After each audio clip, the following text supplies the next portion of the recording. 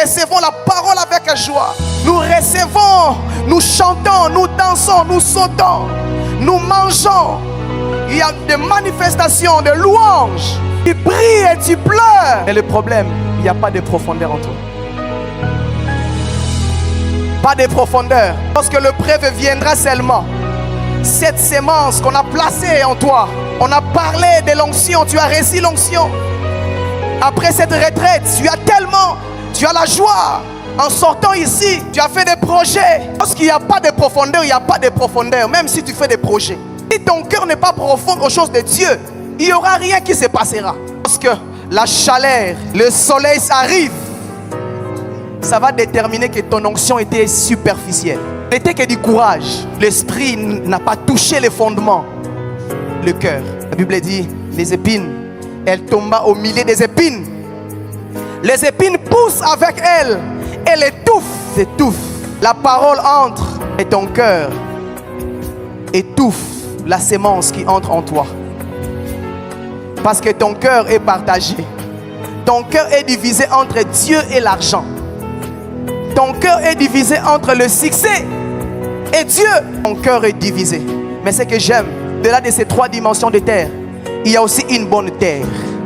Dans verset 8, la Bible nous présente une bonne terre. Un cœur intègre, une terre transformée. Et je prie que Dieu sélectionne de cœurs transformés en ces lieux. Retraite, au moment où nous serons en train de prier, l'Esprit de Dieu va sélectionner de cœurs transformés. L'Esprit de Dieu va sélectionner de cœurs intègres.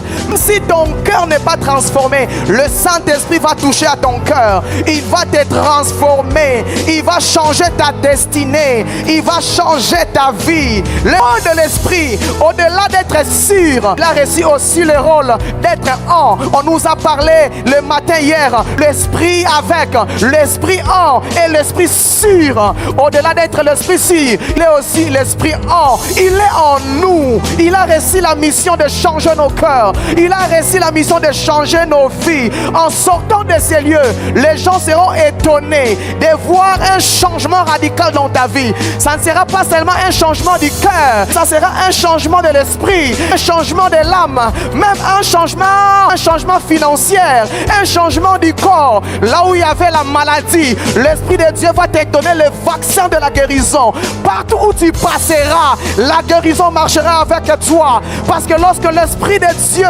approuve le cœur d'un homme, il dispose favorablement même ses ennemis. Je vois plusieurs jeunes sortir en ce lieu. Dieu va favoriser même vos ennemis. Tu seras étonné, cet ennemi-là, que tu savais très bien, il est ennemi. Mais Dieu va passer par lui pour te faire du bien. Ah, je priais pour quelqu'un. Je disais pour quelqu'un ici, Dieu passera même par tes ennemis. Et je prie que Dieu trouve ton cœur favorable.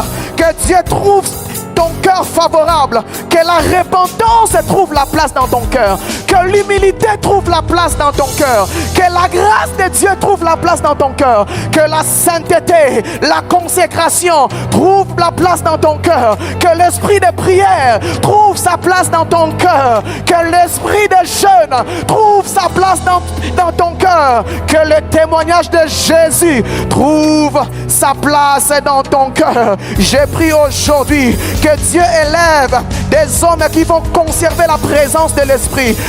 Nous allons recevoir. Non seulement nous allons recevoir, mais nous allons aussi conserver. Je dis à quelqu'un, ton cœur va conserver la présence de l'Esprit. Partout où tu seras, tu ne vas rien perdre de ce que tu as reçu en ce lieu. Je dis à quelqu'un, tu ne vas rien perdre. Tu ne vas rien perdre. Parce que ton cœur sera préparé pour conserver. Ton cœur sera préparé pour porter. Ah, je vois des jeunes en ces lieux. Dans 3 ans, dans 5 ans, vous allez porter le poids de vos familles. C'est aujourd'hui que Dieu cherche ton cœur. Parce que Dieu voit demain. Dieu ne voit pas ton aujourd'hui. Dieu voit les problèmes qui se trouvent dans ta famille. Voilà pourquoi il t'a amené en ces lieux. Il faut que Dieu travaille ton corps. Il faut que Dieu te donne un bon cœur. Parce que pour aider aider quelqu'un, pour être une source de bénédiction, il faut avoir un cœur qui partage. Il faut avoir un cœur qui aime. Si ton cœur n'aime pas, si ton cœur ne partage pas, comment est-ce que tu seras une source de bénédiction? Comment est-ce que tu vas impacter la nation? Et Dieu commencera d'abord par le cœur. Dieu commence à transformer le cœur parce qu'il y a quelque chose que Dieu a préparé, a placé dans ton cœur. C'est le poids de la famille, c'est le poids de ta gloire, c'est le poids de ton appel, c'est le poids de ton ministère. Quelqu'un peut acclamer pour le Saint-Esprit.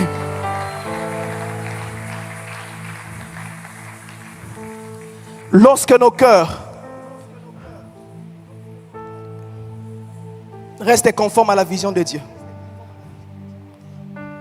Dieu fait de nous des porteurs de fardeau. Dieu fait de nous des porteurs de fardeau. Je le répète encore, bien-aimé, ce n'est pas l'abondance de l'huile qui fera la différence,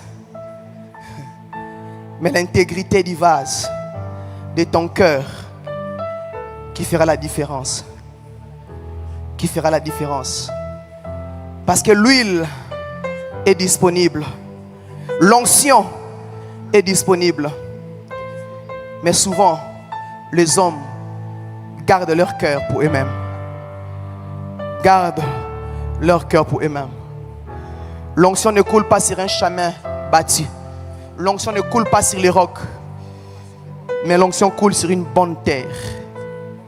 Une bonne terre, c'est ton cœur. C'est ton cœur. C'est ton cœur que Dieu veut. Tu peux dire après moi, c'est mon cœur que Dieu veut. Dis-le fort, c'est mon cœur que Dieu veut. Dis-le fort, c'est mon cœur que Dieu veut. Dis-le fort, c'est mon cœur que Dieu veut. Lève-toi là où tu es, tu le déclares très fort, c'est mon cœur que Dieu veut. Lève-toi là où tu es, tu le déclares de tout ton cœur, c'est mon corps que Dieu veut. Si tu es assis, sois debout, dis, c'est mon corps que Dieu veut. Si tu es assis, si tu es fatigué, réveille la personne qui est à côté de toi. Lui dis, c'est ton cœur. Dis à ton voisin, c'est ton cœur que Dieu cherche. Dis à ton voisin, c'est ton corps que Dieu cherche. C'est ton cœur que Dieu cherche. Dis-le bien, c'est ton cœur que Dieu cherche. C'est ton cœur, pas ta tête. C'est ton cœur. C'est ton cœur. C'est ton cœur. Je parle à ceux qui ont le cœur durci. Je parle à ceux qui ont le cœur orgueilleux. Laissez la parole de Dieu briser vos cœurs. Laissez Dieu ôter des pierres d'incrédulité. Je dis à mes frères qui sont présents en ces lieux, ceux qui sont encore dans la superficialité, je dis et je prie que Dieu crée en vous des racines de prière. Que Dieu crée en vous des racines de prière. Que la pluie de l'esprit arrose la sémence qui se trouve dans vos cœurs. Je prie pour toi. Je prie pour toi, mon frère et ma soeur. Ne vis plus sur des émotions. Ne vis plus sur des circonstances. Vis par la foi. Un homme qui est profond dans son cœur, il ne vit pas par des émotions, mais il vit par la foi. Et je prie à ceux qui sont étouffés. Leurs cœurs sont étouffés par des épines. Je prie au nom de Jésus. Partout où il y a des épines dans le cœur, partout où il y a des épines dans le cœur, des soucis des siècles présents, partout où il y a des épines dans le cœur, les soucis de l'argent, partout où il y a des épines dans le cœur, les soucis de posséder, je prie au nom de Jésus. Je remets Dieu à la première place de ton cœur. Je remets Jésus à la première place de ton cœur. Je remets Jésus à la première place de ton cœur. Joseph voulait fuir Marie. Joseph voulait fuir Marie. Joseph voulait fuir la relation de sa renommée. Joseph voulait fuir la relation de sa grandeur. Il a fallu qu'un ange, il a fallu